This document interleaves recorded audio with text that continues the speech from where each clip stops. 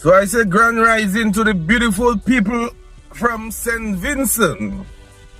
Today, the 27th of November, some of you are already at the voting booth. Some are in the line ensuring that you cast that vote. We call it a democratic franchise. Will we see, when the dust is settled, the Honorable Ralph Gonzalez, who has governed St. Vincent for 5 consecutive terms, secure a 6th term? At the age of 78, 79, he has decided he's not stepping down as yet. He still has what it takes to have one more dance. I think at least one more dance. Or maybe even half a dance, because we could very well see a transition happening during his next term if he is successful. Should the Honorable Ralph Gonzalez have stepped down and allow somebody else to go into the election? That has been a school of thought. Why is it so necessary? Why is it so important to hold on to that power, Ralph? Why is it so important? Or will the NDP, who has been in opposition for 25 years, continue to stay there?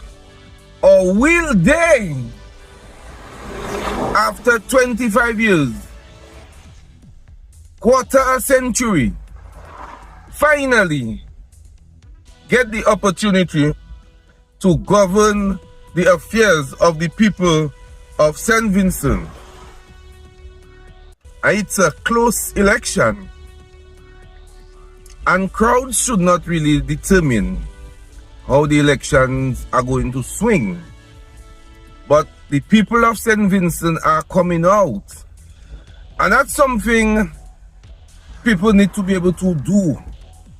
People should not feel any fear if they support a party to come out and support a party. I mean, victory should always be determined based on your performance. So if I marry Michael Murphy, the member for Maho, know I have delivered to the people of Massa, Kenfield, Campbell, Warner, Taru, and the other hamlets that from the Maho constituency, I should not have no fear if somebody else is giving me a challenge. My report card will speak for itself. And if my report card cannot speak for myself, I should not try to instill any fear in people. It's a democratic process. Everybody will never support one party, messieurs, mesdames. That's why I have friends all over.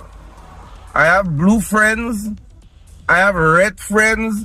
Sometimes my red friends are even more intimate. I mean, not that kind of intimate. You know, they have old manye, sad. It's not that intimate, mokapalikot.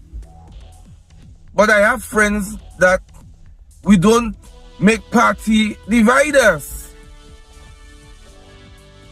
It's a democratic process. People afraid to talk. People afraid. You know what I want to call out this morning, because I'm my time now. You know when there are wrong going on in a country, and there are people who, they make their life already. They serve their time. They have nothing to lose. They have nothing to gain. Their house paid off already. All their children educated. And they know better.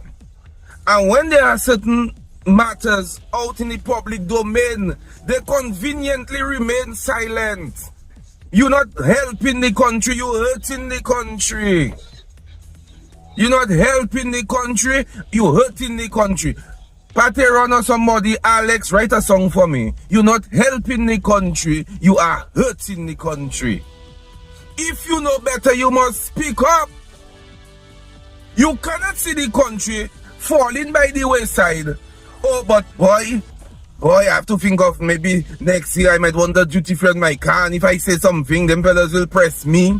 Or if I have a business, they will not subscribe to what I am offering. Come on. We have to have some balls. They call it testicular fortitude. And if you're a woman, I will have to say it's ovariological fortitude. But we can't just stay there deciding we getting a long bamboo. And somebody that is vocal, we staying right at the back and we choking them. We sending little notes on the bamboo. Say that, say that, say that. But we sit down there because we do not want nobody to align us. But we know better and we should do better. If you know better, you should do better. I on my way to Roseau and I can just talk. I don't need no paper, I don't need no script, I don't need no book, I don't need no pamphlet, I don't need nothing. I speak from my heart, I speak from my mind. I respect everybody and I just have that free mind and that free will to just say things respectfully. But as we're talking about politics, I mean, the governance of a country is all of us business. It's not just for one set. And nothing says that one party have to be there forever. I mean, if the other side is not coming across with nothing, then we have to stay with what that is there, like it or not. If what that is on the other side fighting among themselves, then they must have what they call a semblance of unity and structure. So we may be forced to stay with what that is there. But we mustn't just fight down people because they have an opposing view. And sometimes they just go far with the fight down, you know. Don't test me now, because when you see Beflalaje, have a good day. So my people of St. Vincent, go out there and allow your conscience to guide you. It is not my place to tell you who to vote. I am in Dominica. You know what you're going through. I do not know. I seen things, I hearing things, I weighing things. But at the end of the day, you are the people in St. Vincent who will decide what your future will hold in terms of governance. Monsieur, I find that's a lot of talking in Aaron. Anyways, finishing that now. I go in and learn my Calypso. It's called La Veille. Look out for me next year. Next year I will have more time on my hand. As you know, the Dominica Calypso Association, they elect a new executive. They said people like myself and others, we would have done 2 consecutive terms. So we step down gracefully and we allow people to come forward and serve. So I will have a lot more time on my hand for trendsetter. You know, I used to have to share my time between trendsetter and the treasurer of the Calypso Association. Mark you, I don't think, and I can blow my horn like Norman. Mr. Norman, I can blow my horn like you.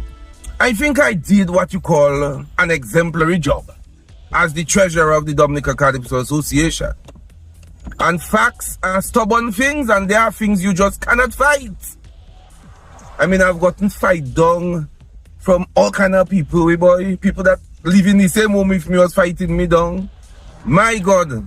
Anyway, it's raining and I sweating inside there, but I don't like to put on the AC. It does give me a kind of a background. So before I have a heat. It is very heaty here. So one love, I can put on my AC now. Yeah, trust me.